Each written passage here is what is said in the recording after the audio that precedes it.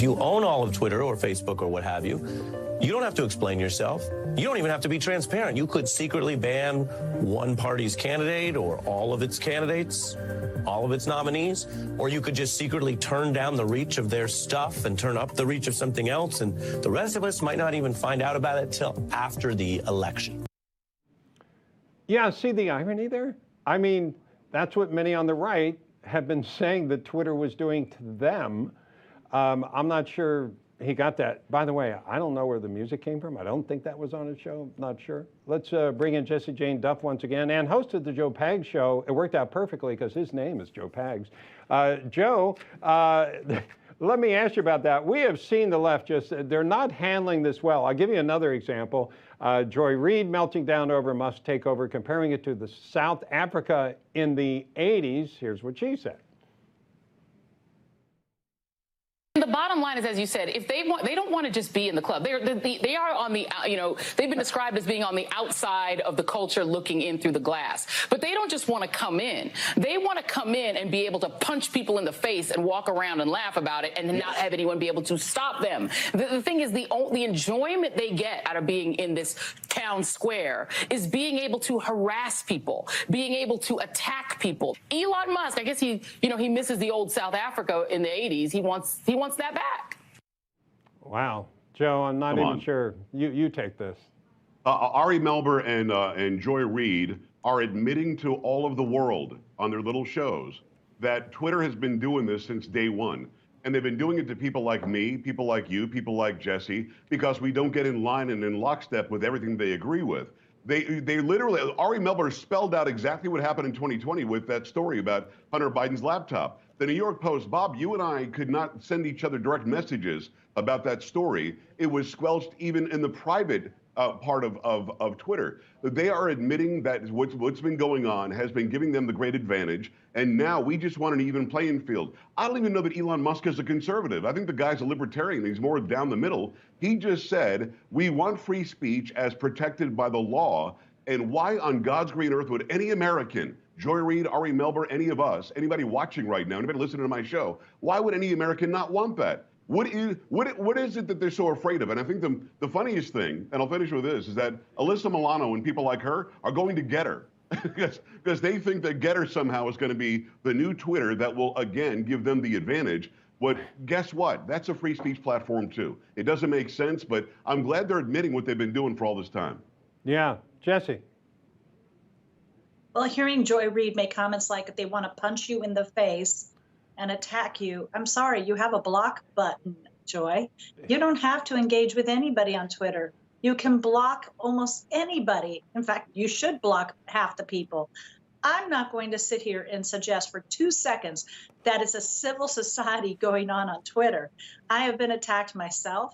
I have seen conservatives go aggressively after people on the left.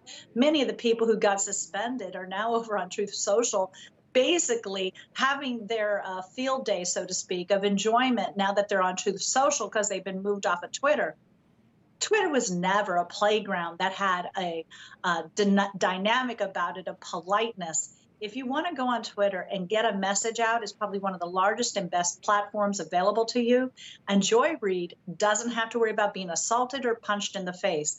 She can block anybody she wants. Not only that, to sit there and go back to apartheid in South Africa and make these allegations, it's very similar to what she said about my friend Jack Brewer, who had children that he was working with, who were there when Governor DeSantis signed the bill in Florida, and she said it was equivalent to child abuse. She makes these flamboyant allegations and gets away with it every single time. Yeah, we had Jack on yesterday, and he beautifully responded to what her allegations were. And I encourage you to go back and look at anybody that wanted to see the interview we had here on Newsmax with him. But here's what gets me is it's okay, Joe, for those on the left to stereotype those who are conservative. And they immediately can call them racist, and because something nobody wants to be, and most people I know who are conservative are not anywhere near being racist. Are there some racists in the world? Yeah, but you can be conservative, want low taxes and a closed border and equality of opportunity and good education and want to be paid for merit and not be a racist. And they always have to go there. That's where they go immediately. Well, it's an easy go-to because people, when they're called racist, immediately say, I've got a black friend. I went to a black college. And they respond that way, and they get off of whatever the topic is. The fact is, it's projection. The Democrats in this country, historically, are the racists. They always have been. They always continue to be. Now Harvard is trying to say, oh, we're not racist. We're going to give $100 million. Well, you are racist. The bottom line is this.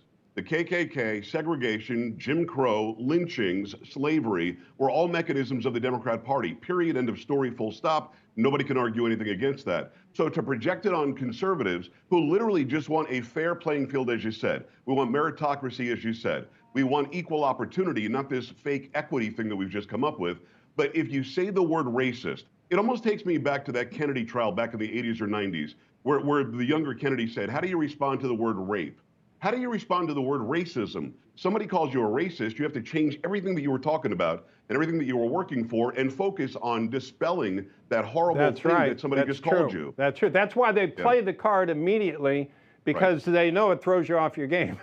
Right. Exactly right. Well, it does for many. It doesn't throw me off my game. I respond very quickly, Bob. I say, hey, tell me one thing that I've ever done or said that's racist. Go. And they can't. That's a good way to respond. And by the way, we're talking about this on our air because I'm comfortable doing that. So anyway, Jesse Jane Duff, Joe Pags, thank you so much for being with us.